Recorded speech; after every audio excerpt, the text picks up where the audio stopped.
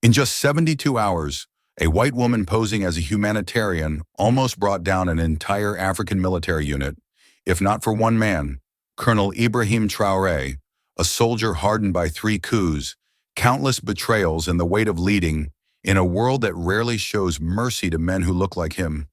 She came with a smile, a UN truck, and a white crate labeled emergency medicine. But what Traoré saw wasn't just charity, it was calculation. And when he opened that box, he didn't just find a spy device. He found proof that even compassion can be weaponized. This story might sound like fiction, and in many ways it is, but the emotions, distrust, courage, defiance, are deeply real, drawn from a world where racial power, global politics, and injustice often collide under the mask of help. So the question we'll explore together is this: how did a black man in one of the world's most politically unstable regions become a symbol of truth in a world built on lies? The sun hung low and merciless over the red sands of Burkina Faso, casting long shadows across the razor-wire fences of the military outpost. Heat shimmered off the dirt like invisible fire. The wind didn't blow here, it scraped, and everything it touched was left dry, brittle, and exhausted. A single bird circled high above the compound, then vanished, as if it too had decided this was no place to linger. From the watchtower, Colonel Ibrahim Traoré stood like a statue carved in onyx, motionless, commanding, quiet. His eyes, narrow and sharp, scanned the horizon the way a man scans memory, searching for patterns, for cracks, for signs of betrayal. He wasn't just watching the land, he was feeling it, listening to it. The desert spoke in silence, and Traoré had learned its language long ago. That's when the dust rose. A distant hum broke through the heat haze. Traoré didn't blink. His jaw tightened. Then out of the shimmering mirage, a vehicle emerged. White, boxy, with the unmistakable blue letters of the United Nations painted on the doors. A UN Land Cruiser, alone. No escort, no radio warning, no clearance code. It wasn't the truck that made Traoré shift his stance. It was the timing. Just 72 hours ago, he'd held a closed-door briefing with 6 of his most trusted commanders. The topic, a growing suspicion that foreign surveillance teams were operating under civilian disguises. The briefing had taken place in absolute silence. Phones confiscated, walls swept, windows sealed. No one was supposed to know. So why now? Why here? Why her? As the truck rumbled closer, kicking up clouds of ochre dust, a slender figure became visible behind the windshield. Blonde hair braided tight against her head, reflective glasses catching the sunlight like twin mirrors. The vehicle came to a stop with a tired sigh of the brakes. Then with almost theatrical grace, she stepped out. Dr. Sarah Magnuson. She wore the khaki uniform of International Medical Aid, crisp and perfectly fitted. Her boots were clean, too clean. Her clipboard was strapped to a pristine white crate marked Emergency Medical Supplies, Handle with Care, UNICEF authorized. She moved like someone used to being watched and used to manipulating what people saw. Her smile was immediate, controlled, and practiced. Not too wide, not too soft.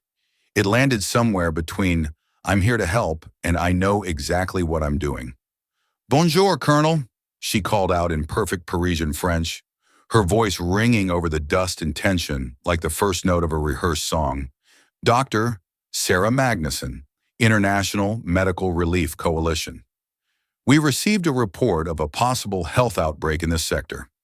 I'm here to offer assistance. I hope I'm not intruding." Traoré said nothing. He simply studied her. Every soldier at the gate stiffened. Their hands moved subtly to their weapons, but their eyes drifted, drawn, puzzled, hesitant. She didn't look like a threat. She looked like hope wrapped in protocol, a woman who saved children, a woman with syringes and antibiotics, and a sense of moral clarity. But Traoré had learned one hard truth over the years. The most dangerous enemies never look like enemies at all. And there were things, small, subtle things, that didn't sit right, like how she exited the vehicle not with curiosity or caution, but with confidence, as if she'd already memorized the layout of the compound. Like how she kept one hand resting on the crate, not protectively, but possessively, Like how her eyes behind those friendly lenses scanned the tower, the guards, the antennas on the main building. Not like a doctor, but like a scout. Traoré stepped forward, his boots crunching over dry gravel. No medical teams were requested, he said flatly, his voice steady but low. Who told you there was an outbreak?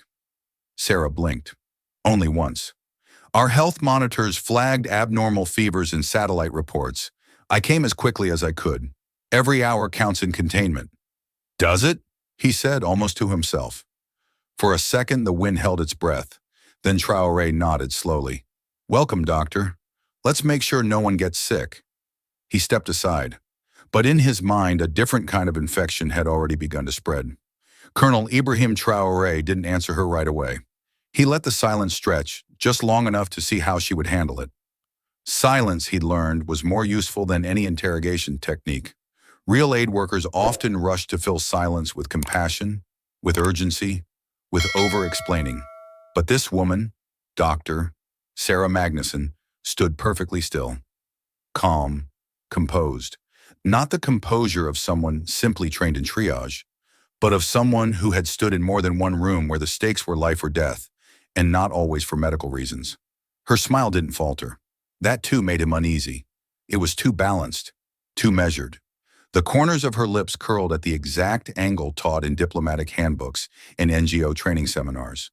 Not too cheerful to seem naive, not too subdued to appear cold.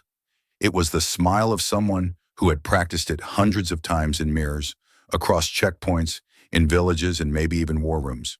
And Traoré had seen that smile before, once on the lips of a foreign attaché who came offering training support just 2 weeks before a weapons cache exploded. Once on the face of a journalist who spent more time near radio towers than civilians. Smiles, he had learned, were weapons more precise than bullets. He finally spoke. You came alone. We're a small advanced team, she replied smoothly. We deploy rapidly when early indicators point to health threats. Indicators? Our remote health monitors picked up patterns, rising fevers, respiratory strain, possible cholera signals. We cross-referenced with satellite population data and flagged this area as a possible risk. Traoré nodded slowly, but inside something twisted. There were no such reports. His region's clinics, few and overworked as they were, still communicated with his intelligence unit. No one, no nurse, no field medic, had reported any uptick in fever or coughing, no mention of cholera. But she said it like she believed it, or like she needed him to believe it. Strange, he said. My doctors haven't seen anything unusual. She tilted her head gently, just enough to show polite concern, but not quite enough to signal doubt. Perhaps it hasn't reached the clinic stage yet. We find that in isolated zones, early symptoms can go unreported. That's when he caught it. Her eyes, for the briefest second, drifted to the communication mast behind him. It was almost imperceptible. Most wouldn't have noticed. But Traoré did. He had spent too many years in rooms where lives turned on glances and pauses. He had trusted too many people who smiled like this woman, spoke like her, even helped like her, until he discovered they had come not to serve, but to map, to record, to assess. Traoré wasn't paranoid. He was seasoned. There's a difference. And yet the data she referenced sounded plausible. And her credentials, though unverified, looked real. That was the danger. The best lies were built on truth. Still, if she was a spy, she wasn't sloppy. She'd done her homework. Her documents were well prepared, her entry calculated, which meant if this was a deception, it wasn't hers alone. It was part of something larger. He took a slow breath. You said you need to access the population? If possible, yes. Fever clusters can expand quickly, especially with limited sanitation infrastructure. Early screening could save lives. Lives, always lives. That was the word they all used. Traoré gave her one long, final look. His gut screamed caution, but his mind whispered strategy. If she was here for reasons beyond medicine, confronting her now would yield nothing. Let her feel comfortable. Let her believe the smile had worked. Very well, he said. We'll accommodate you. Sergeant Konaté will help you set up. We have a modest clinic. The corners of her lips twitched, almost imperceptibly, but not from gratitude. Satisfaction. That's what it was. and Traoré felt it deep in his bones. This woman was exactly who she claimed to be. And also, she wasn't.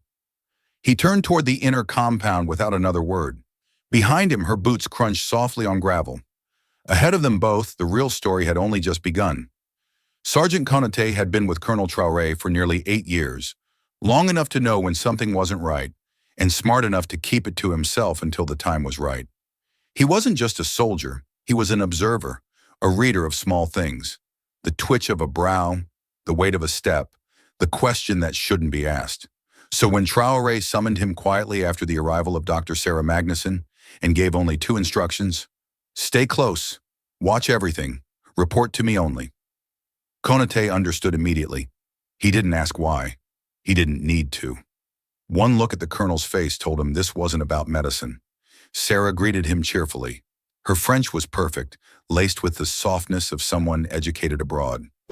She moved quickly, efficiently, gesturing for her equipment to be unloaded from the Land Cruiser, while speaking in clipped, purposeful sentences. "I'll need a room with strong airflow, preferably near a reliable power source," she said. "Where's your primary generator located?" Konaté raised an eyebrow, mentally filing away the question. Most medical personnel he'd met cared about lighting, space, sanitation. Few asked about power with such precision. She continued, seemingly unaware of the weight her words carried. "How many personnel are stationed here? Civilian and military? Any recent movement in or out of the region?" Konaté answered her calmly, giving only what was already public information. But inside, his mind was ticking. Why would a doctor need to know that? As they walked through the compound, she kept her tone friendly, occasionally throwing in a light laugh or a harmless anecdote about her work in Sudan, Chad, or Libya. But her eyes, they were working constantly, moving across rooftops, watching the guards' rotation patterns, noting the angle of the communication mast and the shadow of the main barracks. She didn't stare. She scanned like a drone with a heartbeat. At the clinic, she set her crate down with gentle care, then asked for an inventory list. Not of medical supplies, but of personnel health records. "I just want to know if there are any underlying conditions in the population," she explained with a smile. "It helps with early detection." Konaté gave a practiced nod, but inwardly he noted, "She hasn't even opened the crate yet." An hour later, she finally began setting up. Konaté watched as she unpacked a few stethoscopes, gloves, and a digital thermometer. But she spent far more time adjusting the table's position, aligning it with a direct line of sight through a nearby window facing the tower. She adjusted it 3 times. To most, she seemed meticulous. To Konaté, she seemed strategic. That evening, he reported back to Traoré in the commander's office, closing the door behind him. "She asked the right questions," Konaté said, "but not for the right reasons." Traoré leaned back in his chair, eyes narrowing. He had hoped his instincts were wrong, that perhaps his years of suspicion had made him too hard. But Konaté was rarely mistaken. Still, he didn't react, didn't accuse. He simply whispered, "We wait. If she's here for truth, we'll see it. If not, she'll reveal that too." And outside, the desert wind shifted, like it knew something was coming. Long before the white truck ever appeared on the horizon, before Sarah Magnuson's smile stirred something ancient in his gut, Colonel Ibrahim Traoré had learned a lesson burned deep into the marrow of his bones. Not every gift is given with clean hands. It had been 4 years earlier, in a different region, under a different sun, but the memory clung to him like dust that never quite washed off. The village was small, no more than a few dozen families nestled between rocky hills and dry fields. They had no clinic, no clean water, and no reason to expect attention from anyone beyond their own. And yet, one day, help arrived. An international medical team, 4 Europeans, 2 Africans, rolled in with satellite dishes, solar panels, and crates of supplies. They set up a mobile unit within hours, vaccinated children, offered vitamins and rice, and hosted community meetings that drew even the most skeptical elders. They smiled constantly, took photos, spoke with warm accents and eager hands. They promised follow-ups, promised long-term presence, promised partnership. Traoré had been present as part of a joint logistics effort. He remembered watching the operation with a cautious kind of admiration. These were the people the world needed more of, he thought. People who stepped into forgotten places and brought something brighter, perhaps even hope. But then just 3 weeks later, that same village burned. The attack came in the dark, swift and clinical.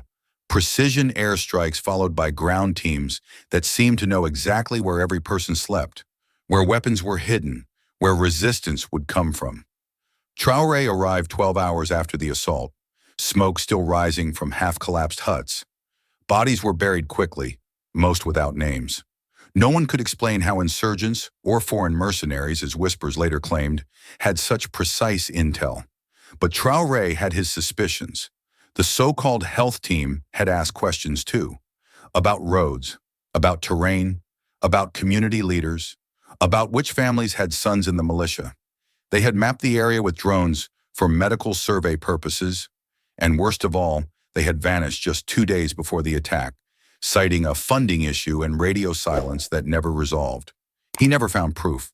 There were no confessions, no cables intercepted, no documents left behind.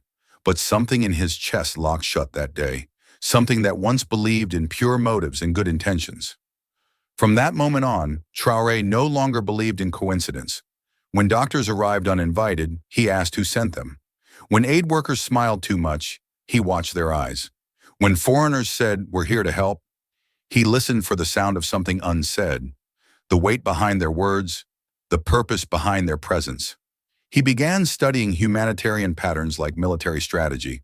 He noticed how some teams only came to regions under surveillance interest, how equipment left behind after aid missions turned out to include long-range receivers or satellite beacons, how medical units doubled as mapping teams, scanning terrain under the cover of scanning foreheads.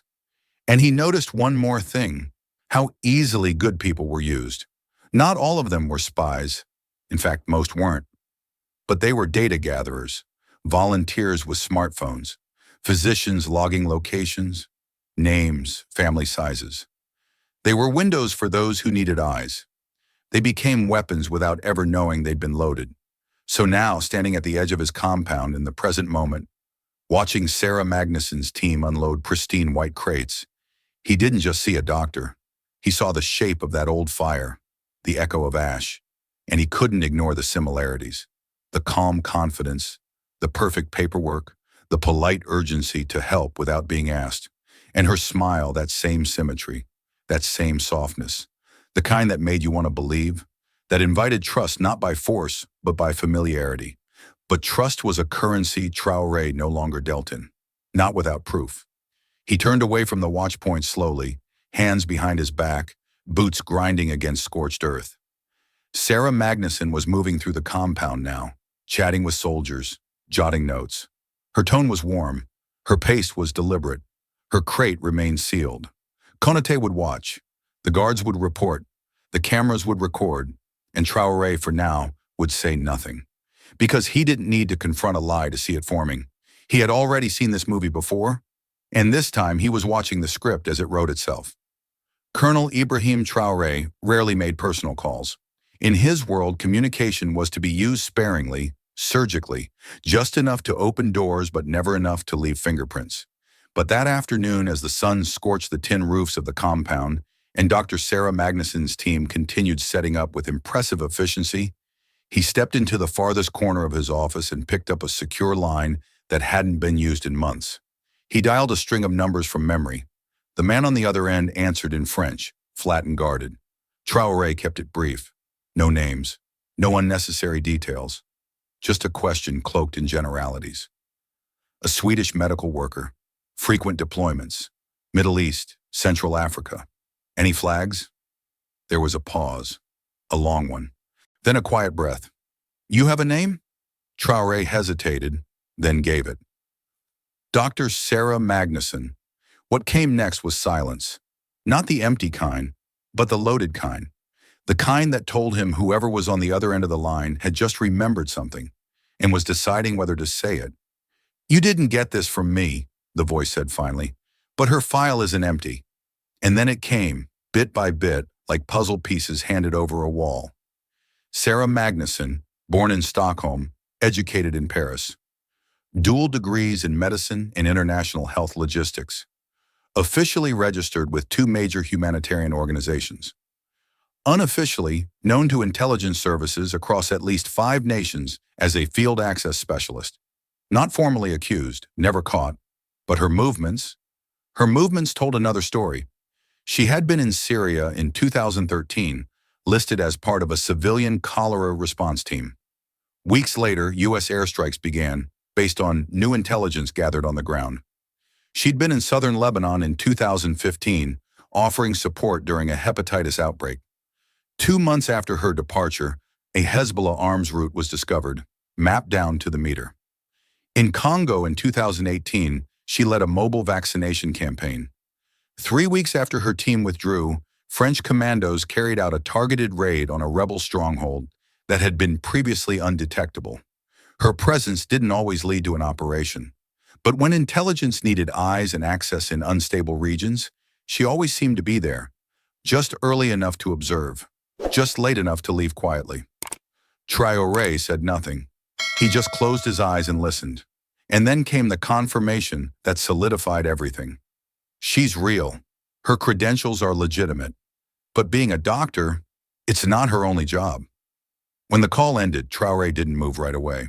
He sat at the edge of his desk, hands folded tightly, and stared out the dusty window at the courtyard beyond. Sarah stood near a medical tent, laughing with a local translator, clipboard in hand, sunlight gleaming off her golden braid like a halo. She looked like hope, like healing. But he knew now, hope could be weaponized, and healing could be the cover story for reconnaissance. And worse, she wasn't alone. If she was here, there was a plan, a network, layers he couldn't yet see. He had dealt with mercenaries before. He had even dealt with spies. But they had all been rough-edged, blunt, arrogant. Sarah Magnuson was different. Her weapon wasn't a rifle or a drone. It was access, proximity, plausibility, the ability to move through high-security zones, not by force, but by invitation. It was brilliant, and that made it dangerous.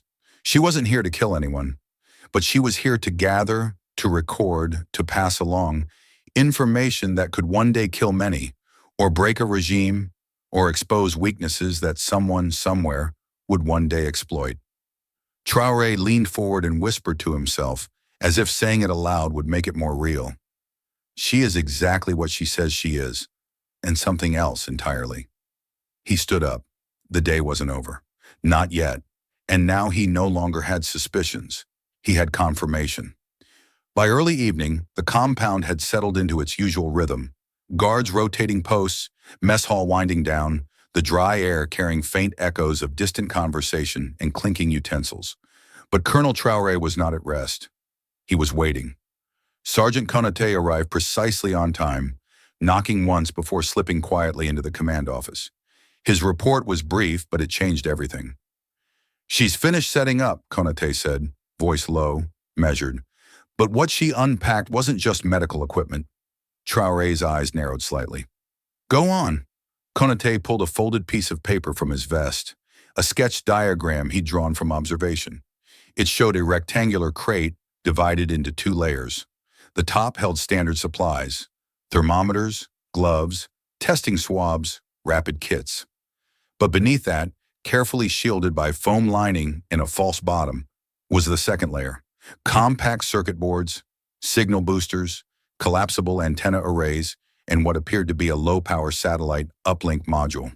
"She handled it like she's done it before," Konaté continued. "Quick hands, precise, no hesitation. She aligned the module near the power source. Didn't even open half the medical stuff. It's not a clinic she's building. It's a listening post." The room grew heavier with each word. Traoré stayed silent, staring not at Konaté but past him, through the wall, into memory, into calculation. It made sense now. The need for airflow, the questions about generators, the positioning of her examination table facing the communication tower. Her inquiries about troop numbers, health records, movement patterns, they were data points, not diagnostics. She wasn't rushing because of a health emergency. She was rushing because she was on a deadline. "How long until she activates it?" Traoré asked quietly. Konaté shrugged. "Tonight, maybe. Tomorrow for sure. She's careful but not hiding it like she fears being caught. More like, she thinks she's already passed the test. And in a way she had. He had allowed her in, allowed her to set up, allowed her to believe the game was still hers to control. But that was about to change. Traoré stood, slow and deliberate, as if the movement itself confirmed a decision made long ago. He didn't speak right away. Instead, he walked to the window and looked out toward the medical tent. Sarah Magnuson was visible through the mesh, adjusting a small panel, jotting notes, pausing to smile as a young lieutenant passed by. To the casual observer, she looked efficient, compassionate, trustworthy. But Traoré now saw something else, a pattern repeating itself, dressed in different colors.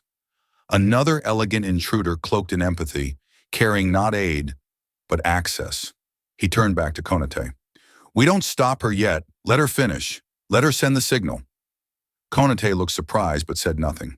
Traoré's voice was calm but cold. "If we catch the message, we catch who it's meant for." Because now it wasn't just about exposing her. It was about exposing the web she worked for. And he only needed one more night. The compound was silent under the desert night. The kind of silence that came not from peace but from exhaustion. The wind had died down hours ago, leaving behind only the faint creak of tin roofs cooling under moonlight and the distant hum of a generator working harder than it should. Most of the soldiers had long since retired to their quarters. The gates were locked, the outer perimeter monitored by infrared cameras and 2 roving sentries who had memorized the rhythm of the stars. Inside a modest, air-cooled guest room, one no different from a dozen others used by foreign visitors, Dr. Sarah Magnuson sat alone, eyes flickering between a slim console on her lap and a blinking light on the wall socket near the floor. It was 11:28 p.m. The device looked like a modified field diagnostic tablet, but it wasn't logging temperatures or symptoms. Instead, it displayed a stream of code, encrypted, compressed, labeled by frequency band and packet timestamp. She tapped a sequence of keys, paused, checked the connection strength, then reached behind the crate that still sat half unpacked in the corner. From it, she retrieved a collapsible antenna module no larger than a shoehorn, which she positioned precisely in line with the rear ventilation slit. At 11:30 p.m. sharp, the signal went live. Invisible to the naked eye, undetectable by anyone untrained or unprepared, a narrow-band UHF pulse burst from the antenna, directed not toward local towers, but straight upward, bouncing off the dry atmosphere in a tight arc that would register only on military-grade satellite interception networks. But Traoré had prepared for this. 3 days earlier, he'd ordered a passive sweep system installed, quiet, off-grid, designed for spectrum anomaly detection. It wasn't permanent infrastructure. It didn't look like much, but it listened. And tonight, it heard everything. The signal registered just seconds after it launched, an encrypted burst on a known European military frequency, consistent with short-format data uplinks used by intelligence sharing alliances. The content itself was scrambled, but metadata leaked enough. Transmission origin, duration, pulse interval. Most damning of all, the target satellite ID matched one commonly used by a Western intelligence consortium operating under humanitarian covers in conflict zones. The full burst lasted 7 minutes. At 3:02 a.m., Traoré was still awake, seated alone in his command office. The report was delivered directly to his desk, not through digital channels, but by Konate himself, printed, warm, still smelling faintly of toner. Traoré didn't say a word as he read. His face gave nothing away, but inside his chest burned. Not with rage, not even betrayal. It was a fire older than both, validation. He had trusted his instincts. He had watched her eyes. He had waited while the world might have told him to welcome, to believe, to lower his guard in the name of mercy. And now the mask had cracked. Not all the way, but enough. He looked at the timestamp, 23:30. He imagined her sitting alone in the dark, cool hands typing neatly, years of training flowing through her veins like second nature. No fear, no hesitation, just procedure, just purpose. She hadn't come to bring medicine. She had come to take something, his compound's layout, power grids, communication nodes, personnel counts, rotations, all of it, collected under the pretense of fever screenings and basic aid. That information, when placed in the right hands, could be used to neutralize his forces, undermine local stability, or even facilitate foreign intervention, cloaked under the guise of restoring order. It wasn't just espionage, it was preparation. He didn't call for an arrest. He didn't summon the guard. He simply folded the report in half, slid it into a drawer, and sat back in his chair, eyes to the ceiling, the hum of the desert returning like a background whisper. Tomorrow, he thought, let her wake up believing she had succeeded, because tomorrow, the truth would wake up with her. Morning came with a muted golden haze, the kind that dulled shadows but sharpened everything else. The clang of boots on gravel, the metallic slam of mess hall trays, the soft rustle of a flag catching the first breath of wind. The compound stirred like it always did, methodical and disciplined. But beneath the routine, something had shifted. No one else knew, but Traoré did. He had barely slept, not because of fear or doubt, but because the final piece had fallen into place, and now he had to decide exactly how to bring the curtain down. But not yet. At precisely 7:42, Dr. Sarah Magnuson emerged from her quarters, neatly dressed in her standard khaki field uniform, hair tied back with clinical precision, clipboard in hand. She looked well-rested, focused, ready. She smiled at the guards, asked one about his family, laughed lightly when another joked about needing a day off. If she suspected anything, she didn't show it. No hesitation in her step, no unease in her tone. She moved through the morning air with the calm assurance of someone who believed the mission was proceeding perfectly. And in her mind, it was. The transmission had gone through. The equipment had remained untouched. She had seen no signs of suspicion, no change in how the soldiers treated her, no shift in routine. As far as she was concerned, she was still invisible. In the distance, Traoré watched her through the open shutters of his office window. She was speaking now with Sergeant Konate, pointing toward the screening area with a marker, discussing flow patterns for incoming personnel. She gestured with confidence, smiled at intervals, paused just long enough to appear collaborative. To most eyes, she looked like a doctor doing her job. But to Traoré, she looked like a corpse that hadn't realized it had died. He watched her carefully, not out of curiosity, but with the same discipline one might give to a dying fire, calculating when and how it would finally collapse into ash. He could see the performance in her movements now, the way she made sure her clipboard was always visible, her voice always just loud enough to be overheard but never intrusive. Everything was curated, calculated, not for deception in the criminal sense, but in the professional, practiced way of someone trained to live in shadows while wearing the skin of a savior. He could have ended it right then.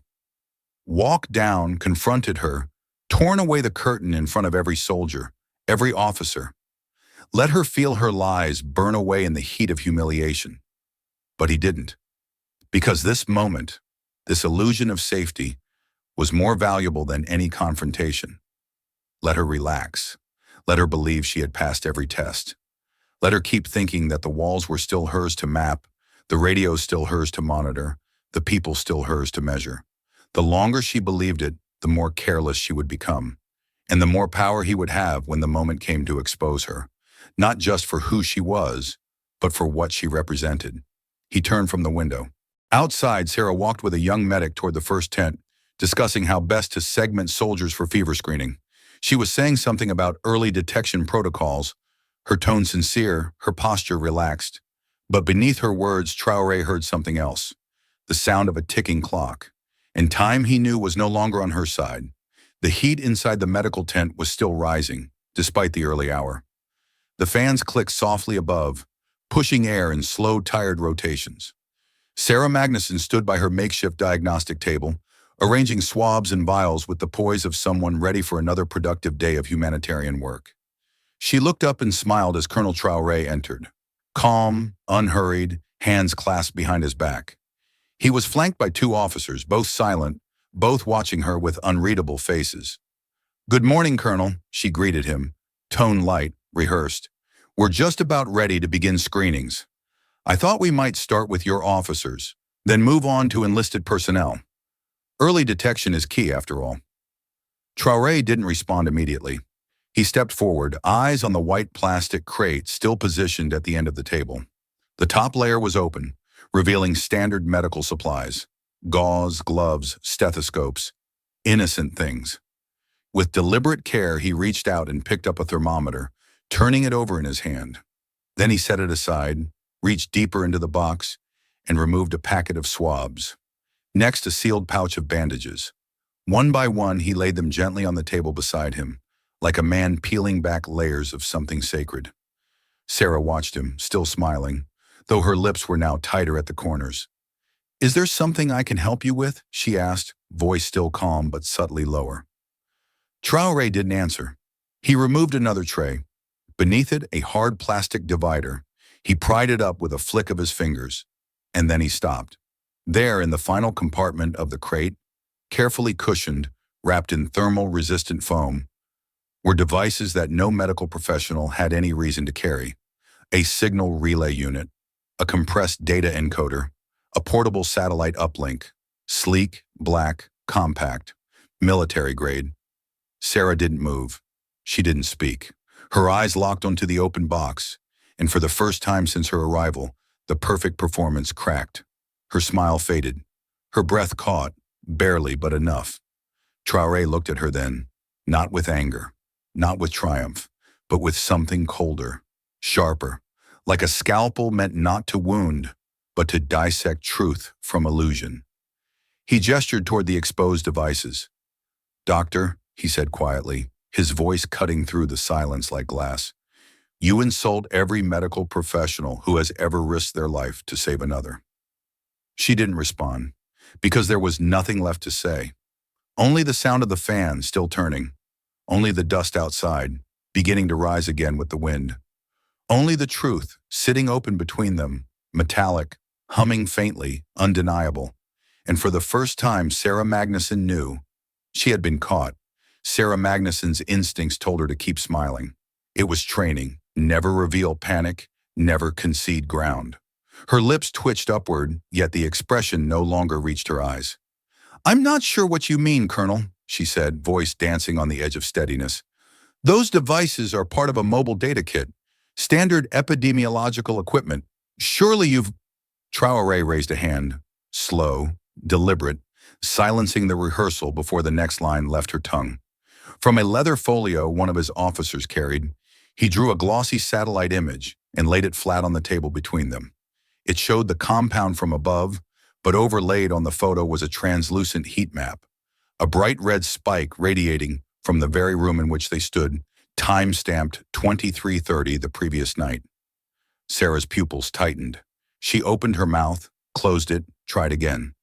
"That could be anything.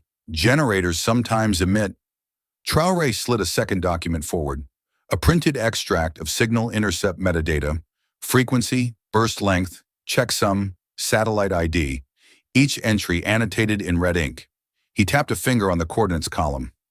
"Military UHF band, Doctor. Routed to an intelligence relay over the Mediterranean. A civilian generator does not speak that language." Her throat worked, swallowing words that no longer lined up in her mind. The tent felt smaller now, the air thicker. She glanced at the officers flanking the colonel. Their faces were carved from the same stone as his, offering no refuge. He produced a final piece, an audio file on a secure tablet. With a single tap, the speakers crackled to life. Static, then her own voice, calm and precise, reciting figures. "Main barracks, 63 personnel, rotating 4-hour watches, comms tower coaxial feed, accessible via northern conduit." The recording ended with a digital chirp. Color drained from her cheeks. She steadied herself against the examination table, but found no stability there. The open crate, its treacherous contents gleaming, reminded her how thoroughly the veil had been lifted. Traoré's voice was soft, almost compassionate, and that made it cut deeper. "We swept this room before you arrived. We swept it again after your transmission. Every frequency, every packet, every syllable is ours now. Whatever operation sent you, whatever mission you believed in, it ends here." For a fleeting moment, defiance sparked in her eyes. One last script line, searching for a stage. You have no context, she managed, forcing her spine straight. Those numbers, those words, you don't know why they were gathered. You're making accusations that you can't refute. He didn't raise his voice, yet the certainty behind it filled every corner of the tent. I have your travel history from Damascus to Goma, every outbreak you ever contained. Every time you left, someone else arrived with guns or drones or leverage. He lowered the tablet, meeting her gaze. Context, doctor, is exactly what I have. The fight left her shoulders first, then her jaw, and finally her eyes. A long breath escaped her, half surrender, half relief that the dance was finished. She clasped her hands to keep them from shaking and whispered, "What happens now?" Traoré studied her, searching perhaps for the doctor she once was, or the operative she had become. "That depends on how much truth you choose to salvage," he said. "But understand this, the cover is gone. Every door you walk through on a smile is closed." He gestured to the evidence spread before them. Photos, logs, the damning crate. What remains is the person behind the facade. Choose wisely what that person says next. Outside, the first buzz of morning activity drifted in. Boots on gravel, radios clicking alive, a kettle whistling for coffee. Life continued, indifferent to the small seismic moment unfolding inside the tent. Sarah Magnuson stood at its epicenter, exposed down to the last layer, and for the first time since setting foot in the compound, she had no script left to follow. Sarah lowered herself onto the camp stool behind the diagnostic table, as though the gravity in the room had doubled. Vinyl squeaked under her weight. The faint antiseptic scent of unopened alcohol swabs rose around her, cruelly reminding her of the person she had once tried to be. She laced her fingers, then unlaced them, palms suddenly aware of every microscopic ridge. When she spoke, the words broke free in pieces, quiet, uneven, the cadence of someone rearranging guilt and duty in real time. "Yes," she began, eyes fixed on the crate instead of the colonel. "I am a doctor." A slow inhale, a tremor on the exhale. "And I am something else." No one moved. Even the ceiling fan seemed to hesitate between rotations. "I took the Hippocratic Oath in Stockholm, and I meant every line of it," she said, voice gaining a fragile steadiness. "I've cleansed wounds in refugee camps, delivered babies on dirt floors, lived months on quinine and powdered milk. That is real. It always was." She lifted her gaze to Traoré, pleading, not for mercy, but for acknowledgement of the truth she still owned. "Then why this?" he asked, one palm resting on the incriminating relay. His tone held no triumph, only weary curiosity. Sarah's shoulders sagged. "Because borders don't stop epidemics or wars, and some forces, some regimes." Her eyes flicked to the tent flap, as if the desert itself might overhear. "Cannot be reached with diplomacy or vaccines alone. Intelligence saves lives, Colonel. The right intel, in the right hands, can avert massacres, dismantle trafficking rings, end sieges before civilians starve." A bitter smile appeared. "But satellites don't bleed. They don't see the alleyways, the hidden cellars. Field operatives do." She unclipped her ID badge, turning it over to reveal a faint second barcode shadowed beneath the official laminate, an admission encoded in plastic. "Medicine is the only disguise that walks into any disaster zone without a rifle escort. I patch children's lungs in the morning and trace cable routes at night. Both tasks keep someone alive, just not always the same someone." Traoré studied her, the way contrition warred with conviction across her face. "And do you decide which lives count?" "I don't decide," she answered almost too quickly, then softer. "But I believe I serve a calculus larger than my own heartbeat. Intelligence prevents the next atrocity, the next chemical strike, the next militia raid. If I can map communications, chart troop strengths, tag power nodes, maybe air support comes sooner, maybe diplomacy has leverage, maybe the dead stay breathing." "Yet the village 4 years ago did not stay breathing," Traoré said, voice tightening round every syllable. "Your colleagues left, coordinates were sold, fire came from the sky. Tell me, how many lives did that information spare?" Her breath caught. Grief flashed behind her pupils, a memory of smoke they both shared but never named. I wasn't on that mission, she whispered, as if the volume might absolve her. But I read the aftermath report. Collateral is the word they used. I filed a complaint. It vanished. Her fingers curled into fists. That night I learned the oath can be rewritten by people who never held a scalpel. Silence again.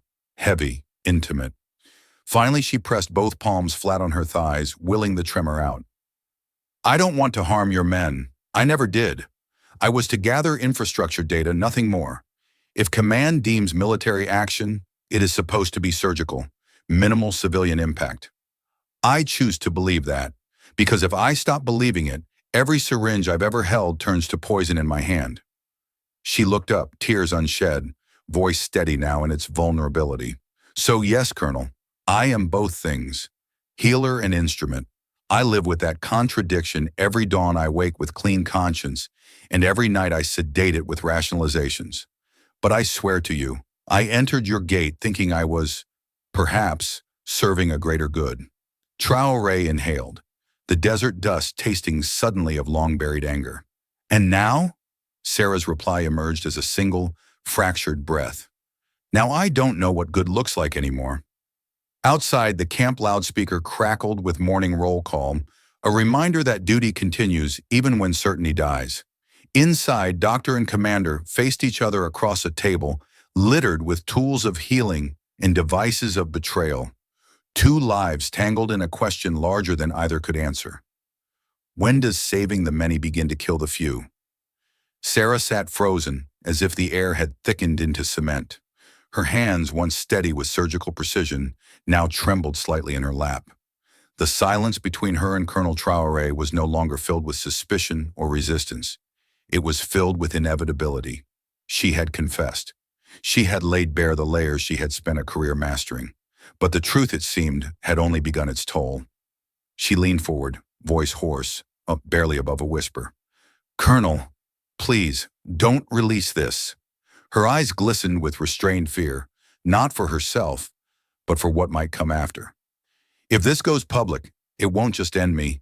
It will destroy programs, networks, humanitarian teams, real ones, will be met with suspicion. People will suffer because no one will trust a medic again.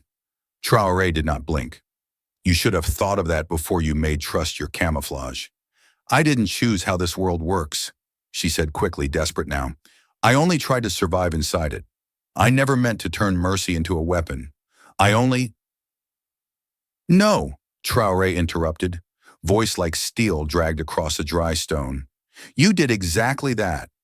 You turned mercy into a weapon the moment you hid behind the Red Cross while plotting grids of defense perimeters. The moment you looked into a child's eyes with one hand holding a thermometer and the other calibrating a surveillance lens. Sarah's breath caught. The words landed not like accusations, but like verdicts. He stepped closer, not in anger, but with the cold precision of someone who had waited long enough.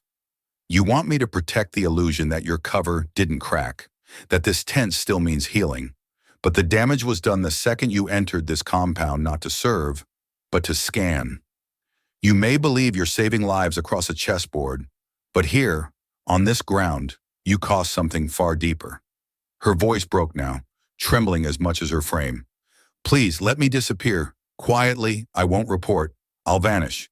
No press, no broadcast, just silence. But Traoré had heard that offer before, in different wars from different lips. And what of the next doctor who arrives, he asked quietly. Do I ask my men to trust her or search her bags before she offers them a blanket? He turned away, not in contempt, but in resolution.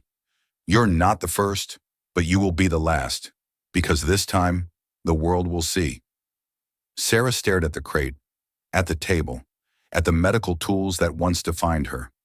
She opened her mouth, but no words came. There was nothing left to say. The weight of truth had shifted, and it no longer sat on Traoré's shoulders. It sat on hers. The sun climbed steadily over the red plains of Burkina Faso, burning away the last shadows of dawn, but inside the compound's briefing hall, the light was entirely artificial. Harsh fluorescence buzzed overhead. A camera tripod stood center stage, surrounded by portable LED panels, cables snaking across the floor like nervous veins. It looked more like a press conference than a military installation. But there was no media here. No microphones branded with logos. No journalists clutching notebooks. Only soldiers, quiet, professional, and a woman seated beneath the brightest spotlight of her life. Dr. Sarah Magnuson sat alone, her hands folded in her lap, wrists bare but not free. The chair she occupied was plain, wooden, but it might as well have been made of stone. Her uniform, still neatly pressed, would now look like a costume stripped of purpose. She had not spoken since that morning. There was nothing left to negotiate. Across from her, Colonel Ibrahim Traoré stood tall in full-dress uniform, not for ceremony, but for clarity. His posture was steel, not stiffness. His expression, neutral, measured, but utterly unwavering. He turned toward the main camera, giving a small nod to the soldier operating it. A red light blinked to life. Recording began.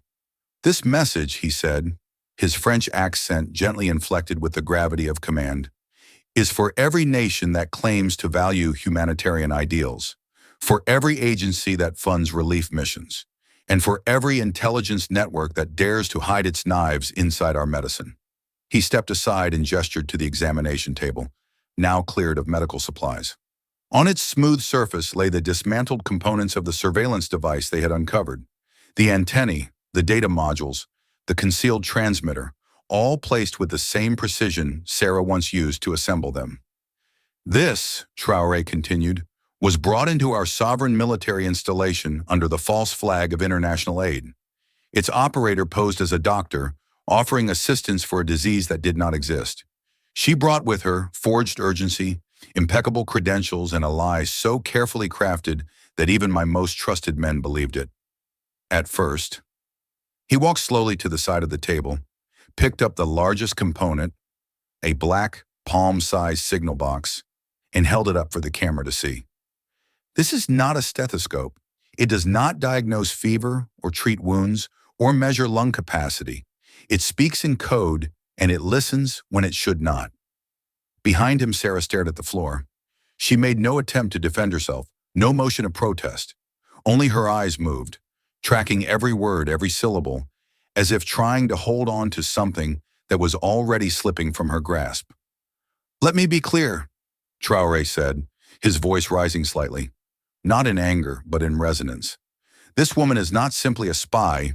She is the embodiment of a dangerous precedent, the exploitation of compassion for the sake of control. When we begin to doubt the intentions of those who bring medicine, we begin to doubt mercy itself." He let the sentence hang in the air for a moment, heavy and deliberate. "My sister," he said more softly, "is a nurse. She serves in refugee camps along the Mali border.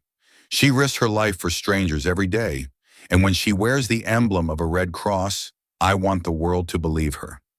I want every father to lower his weapon, every mother to open her door, because they know she comes with healing, not surveillance." He turned back to the camera. "If we allow this deception to go unanswered, we endanger every real doctor, every honest aid worker, every child who reaches for help and receives suspicion instead. That is a cost no intelligence agency has the right to calculate." The camera captured every detail, the firmness in his voice, the fatigue in his eyes, the quiet devastation of betrayal that went beyond military protocol. He lowered the device gently onto the table once more.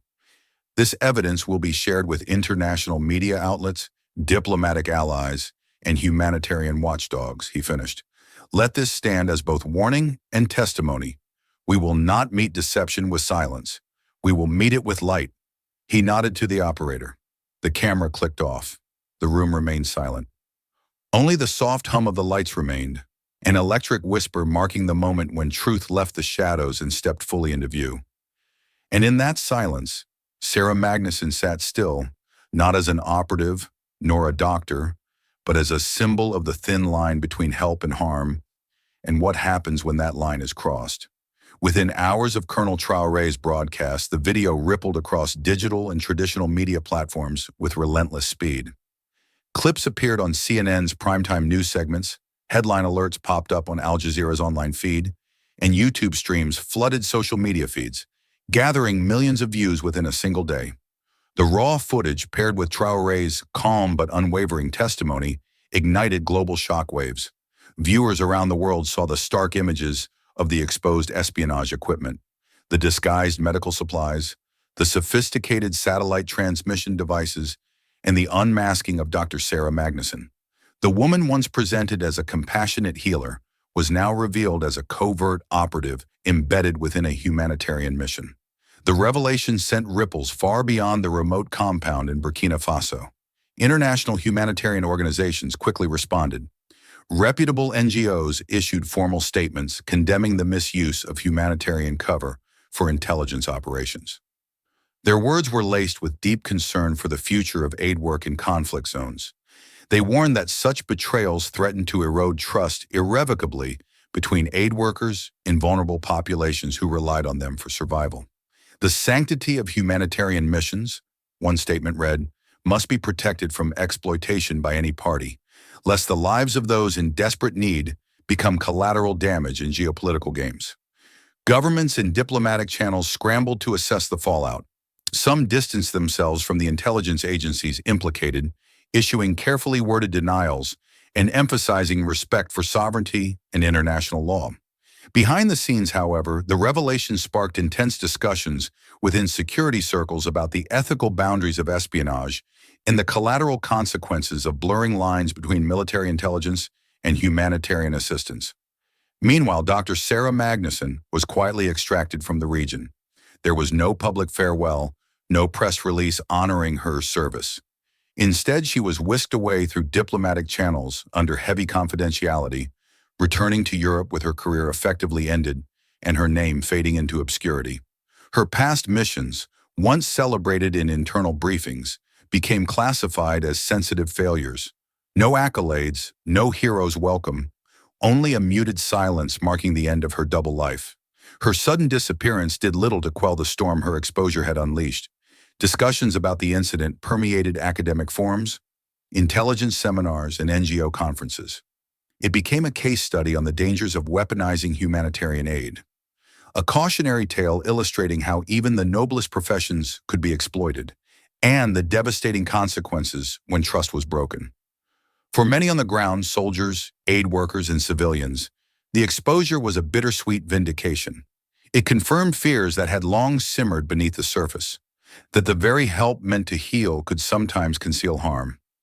Yet it also reaffirmed the importance of vigilance, integrity, and accountability in a world where deception wore countless masks. As the digital echoes of the broadcast continued to reverberate, the story of Colonel Traoré's courage and determination spread alongside it. He became a symbol of unwavering truth in a murky world, a leader who chose exposure over silence, transparency over complicity. His actions were studied and discussed not only as a tactical success, but as a moral stand, an example of how justice might still prevail amidst chaos and duplicity. And while Dr. Magnuson faded into the shadows, the message of her exposure illuminated a broader truth: that safeguarding humanity required constant scrutiny, not just of external threats, but of those who claim to serve it. In the days following the global broadcast, official statements from European intelligence agencies poured in, uniformly denying any knowledge of Dr. Sarah Magnuson's espionage activities. They emphasized strict adherence to international law and humanitarian principles, asserting that no covert operations were conducted under the guise of medical aid. The denials were swift, precise, and carefully worded, aimed at preserving diplomatic relations and minimizing reputational damage. Yet beneath the polished public facade, the truth was far more complex.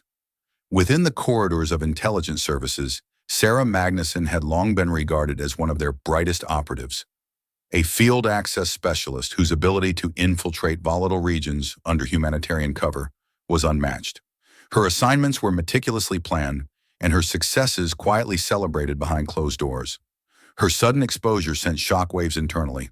According to insiders, her identity and records were swiftly expunged from official databases, effectively erasing her existence from the agency's operational rosters.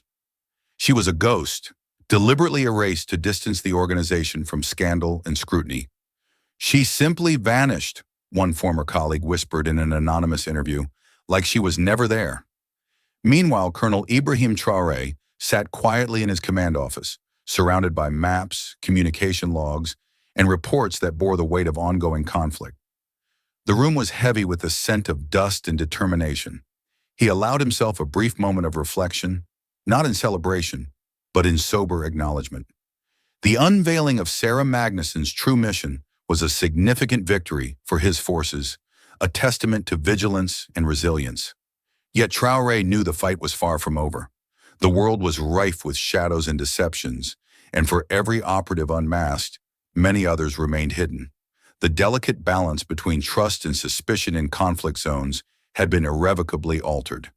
Genuine humanitarian efforts now faced increased scrutiny, and the thin line between aid and espionage blurred further. Still, today, in this quiet office, truth had prevailed. Traoré's gaze settled on the window overlooking the vast, arid landscape beyond the compound.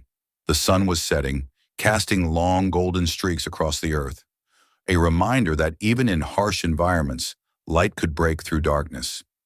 He leaned back in his chair, steeling himself for the challenges ahead.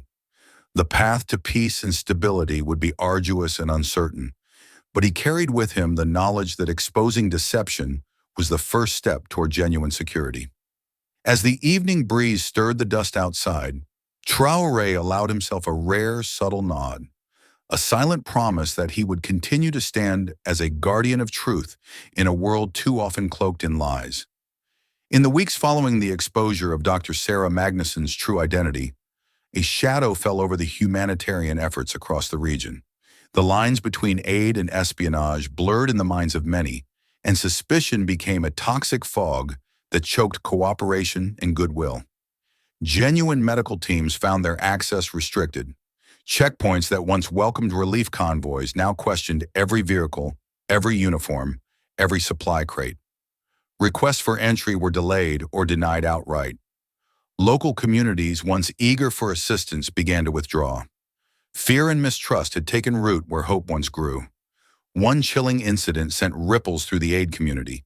At a remote clinic miles from Traoré's compound, a young NGO worker was physically assaulted.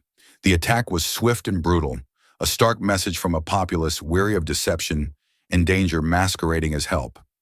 The victim's bruised face and trembling voice conveyed more than wounds. They told of a trust fractured beyond easy repair.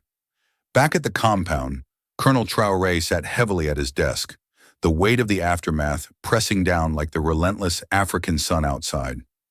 His victory in uncovering the spy operation was undeniable, but it was bittersweet. The price paid was not only in shattered illusions, but in the lives of innocent aid workers caught in the backlash. He understood now more than ever. Exposing deception was necessary, but it also poisoned the well for those who came with genuine intent. The very fabric of humanitarian work, built on trust, compassion, and neutrality, had been torn, and healing it would take time, patience, and unwavering resolve. The silence in his office was profound, broken only by the distant murmur of the desert wind and the soft hum of radios keeping watch. Traoré's gaze lingered on a faded photograph pinned to the wall, an image of children receiving vaccines under a sunlit sky, moments of pure hope amidst chaos. He whispered quietly, as if speaking to both the past and the uncertain future, "Truth must be told, but the cost is heavy." Yet even as suspicion spread like a contagion, Traoré knew that the battle for trust was far from lost. Each day brought new opportunities to rebuild bridges, to prove that honesty and integrity could coexist with vigilance and security. The road ahead was fraught with peril, but for Traoré, the fight was clear. Protect his people, guard the truth, and restore hope where doubt had taken root. In the dim light of a quiet room far from the dusty plains of Burkina Faso, Sarah Magnuson took pen to paper one last time. Her hand trembled slightly, not from fear, but from the weight of truths long buried beneath layers of duty and deception. The letter was addressed to a friend, a fellow doctor who had once shared her ideals and dreams of healing. She wrote slowly, every word deliberate. She confessed that despite the facade she wore, the covert missions, the intelligence gathering, There was a time when she truly believed in medicine. She recalled nights spent soothing fevered children, the gratitude in their eyes and the fragile hope that tangible care could change a world so often torn apart by violence. But then the letter turned darker. She wrote of being drawn deeper into a shadowy network, of choices made not by her, but by the unseen hands that pulled strings. She spoke of feeling trapped between two worlds, torn between the oaths she swore and the orders she followed. Her voice on the page carried the ache of a soul divided, yearning for redemption, but shackled by the path she had chosen. The letter was never sent. Before it could reach the hands of the friends she trusted, it was intercepted, seized by intelligence operatives during the diplomatic extraction. Instead of freedom, it became a piece of evidence, locked away in a confidential file within Colonel Traoré's possession. Now tucked inside a folder marked classified, the letter rests quietly, a haunting testament to the complexity of Sarah Magnuson's story. It reveals the humanity behind the espionage, the internal battle between conscience and command. For Traoré, it was more than just a document. It was a reminder that even in the darkest operations, a flicker of light can remain. A fragile, complicated light that spoke not only of betrayal, but of pain, regret, and the blurred lines that define war and survival. The letter never found its way to its intended recipient, but within the files of a soldier who uncovered the truth, it silently endures. An unspoken dialogue between two worlds, forever entwined by the choices one woman made. Colonel Ibrahim Traoré stepped quietly into the small medical clinic nestled on the outskirts of a dusty village. The air was thick with the mingled scents of antiseptic and earth, and faint murmurs of patients seeking relief filled the modest space. Here, far from the shadows of espionage and conflict, genuine care was given freely. His sister, a nurse, moved between beds with practiced grace, her hands gentle, her eyes full of unwavering compassion. Traoré watched as she adjusted an IV line for a child too weak to hold her own head up, whispering soothing words that only a family member could understand. In that moment, the weight of his responsibilities pressed down on him with renewed clarity. The battles he fought, the secrets he uncovered, and the betrayals he exposed all pointed toward a singular truth. Life was fragile, sacred, and worth every sacrifice to protect. He surveyed the patients, wounded men, fevered children, tired mothers, and saw more than their ailments. He saw hope, he saw resilience, and most of all, he saw the imperative to guard both life and truth, no matter how elusive or costly. Outside, the sun dipped low over the horizon, casting long shadows across the red earth. Traoré breathed deeply, feeling the cool evening wind stir the dust. No matter how much the world changed, he thought, some things must remain constant: the protection of life, the pursuit of truth, and the quiet resolve to stand firm in the face of darkness. Years later, young soldiers at the compound still recount the day the angel's mask fell. Sarah Magnuson became a quiet legend in intelligence circles, a cautionary tale about arrogance, ethics, and the heavy cost of deception. Her story is told not as a villain's saga, but as a complex lesson on how even the most skilled can falter when blinded by pride and moral compromise. Within the military, Traoré's handling of the espionage case became a model for counterintelligence training worldwide. His strategic patience, combined with ethical clarity, was praised as a standard approach. Invited to speak at an international security conference, he delivered a memorable line that echoed far beyond the podium. Compassion is powerful, but truth is sacred. Now living anonymously, Sarah has left intelligence work behind. One day she receives an unmarked package. Inside is an old photograph, her surrounded by a group of children she once saved in Sudan. Attached is a handwritten note from an unknown Traoré. You were meant for better. Never forget who you could have been. This final gesture reminds her, and the world, that beneath layers of espionage and betrayal, the human capacity for good remains. The tale of Colonel Ibrahim Traoré and Dr. Sarah Magnuson is a powerful reminder of the complex intersection between truth, trust, and the human spirit in a world shadowed by conflict and deception. On one hand, it reveals the harsh realities of intelligence work, where even noble professions like medicine can be exploited for covert agendas. On the other, it highlights the courage and discernment required to protect truth and integrity, especially in environments where appearances often mask deeper intentions. Colonel Traoré's unwavering commitment to uncovering the truth, despite the delicate balance of diplomacy and security, reflects the immense responsibility leaders bear in safeguarding not only their people's safety, but also the principles that uphold humanity. His methodical approach, combining patience, investigation, and moral clarity, serves as a blueprint for ethical leadership amid complexity. Meanwhile, Dr. Magnuson's story is a poignant portrait of internal conflict in the human cost of espionage. She embodies the paradox of serving two worlds, one of healing and compassion, the other of secrecy and strategy. Her journey challenges us to consider the personal sacrifices and moral ambiguities faced by those who operate in the gray areas between right and wrong, especially when they believe their actions serve a greater good. This narrative invites us to reflect deeply on the fragile nature of trust. When humanitarian work becomes a cover for hidden agendas, the consequences ripple far beyond the immediate actors, jeopardizing the safety of genuine aid workers and undermining the very foundations of international cooperation. It is a stark call to vigilance and integrity in all spheres of influence. Yet amid the complexities and betrayals, there remains a core message of hope, the power of truth to prevail. Traoré's story encourages us to stand firm against deception and reminds us that even in the darkest situations, courage and honesty can illuminate a path forward. It is a testament to the enduring human capacity to seek justice, protect the vulnerable, and honor the sanctity of life. As we absorb this story, it is worth asking ourselves, in a world filled with masks and hidden motives, how can we cultivate trust and integrity in our own lives and communities?